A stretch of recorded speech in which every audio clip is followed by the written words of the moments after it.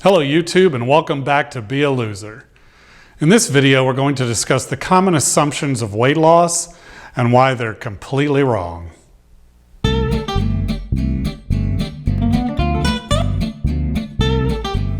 The first assumption is that calories in and calories out are independent of one another. Simply put, we assume that if you reduce calories in, calories out remains unaffected. But what if reducing calories in causes a reduction in calories out? Then reducing calories in would not result in weight loss. But we make the simple assumption instead that if we count the number of calories we eat and reduce that amount, then we'll lose weight. Calculating calories out is actually very difficult, and because of this, we just don't worry about it. We assume that people who are obese have a slow metabolism, meaning their calories out is low and that they are simply overeating. However, there was a study done that actually showed the exact opposite. I'll link it in the description, but it can be summed up as follows. In the study, the lean or thin test subjects had an average total daily energy expenditure, or daily calories out, of 2,404 calories. However, the obese subjects had an average TDEE of 3,244 calories. These obese individuals were also exercising less and still burning far more energy, aka calories out, than the thin subjects. So what was going on? Well, it comes down to the body set weight, BSW, which we've discussed before. The body actually acts more like a thermostat when it comes to weight than a scale.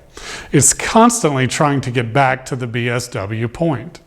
The bodies of these obese subjects were trying to burn off excess weight regardless of how much or how little they ate. Thus, the question of calories is irrelevant, and the real question is what changes the BSW. So the next two assumptions are very related. We'll call them 2 and 2A. They are that calories in as well as calories out is under conscious control. Again, we discussed this in a previous video. We assume that we can choose how much to eat and how much to exercise.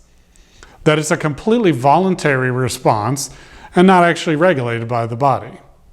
Now, if this were true, it would be the only system of the body that is not controlled in such a way.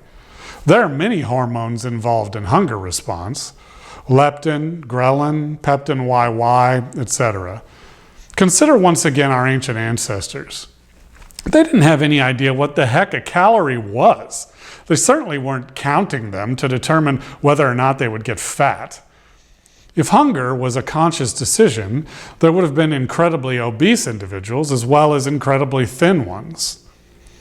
But studies have shown that primitive cultures, even today, have very little obesity. Until recently, it was not considered calories that made you gain weight. It was different kinds of foods. We are designed to eat until our bodies tell us that we're full. A simple calculation from Dr. Fung is that we eat 2,000 calories a day. Over the course of a year, that is 730,000 calories.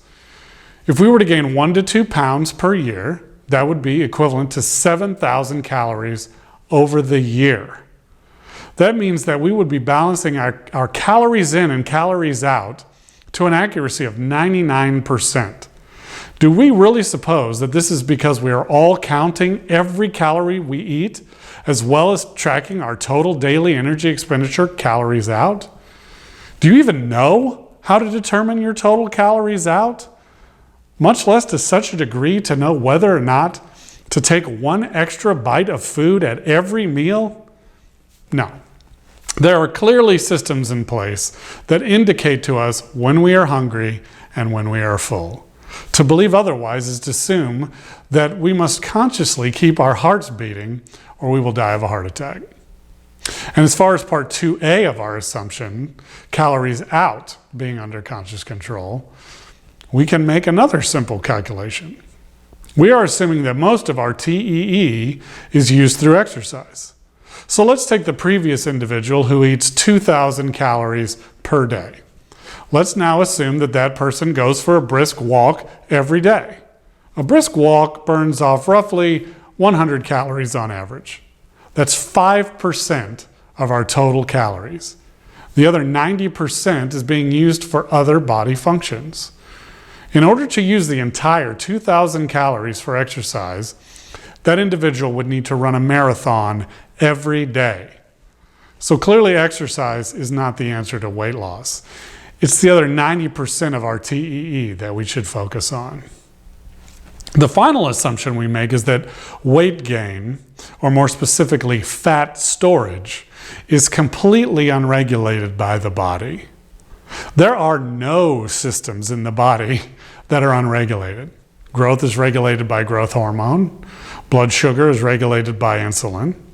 Sex is regulated by testosterone or estrogen, etc., etc. But we are led to believe that fat cell growth is just a runaway train without any body regulation. This is simply unrealistic, as we know there are many hormones that regulate it: leptin, cortisol, lipoprotein lipase, and more. So if all the previous assumptions were true, which they aren't, but if they were, then the crap hypothesis tells us that if we eat less and move more, we will lose weight. Okay, well that's easy to test. And it was in 1918. Link in the description. The summary of the study is that the subjects were put on a low-calorie diet of between 1,400 and 2,100 calories per day. That's pretty tame by today's standards. And over the course of the study, the subjects' TEE, or calories out, reduced by 30%. They complained of being cold constantly, even when wearing many layers of clothes. Their heart rate and blood pressure dropped. They couldn't concentrate, and they felt weak all the time. So what was happening?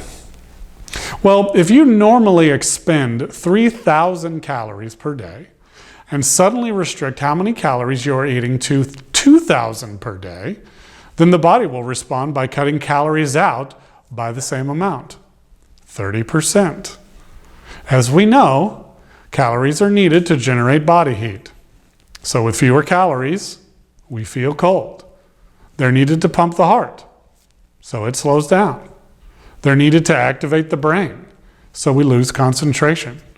They're needed to stimulate muscles, so we feel weak. But why does this happen?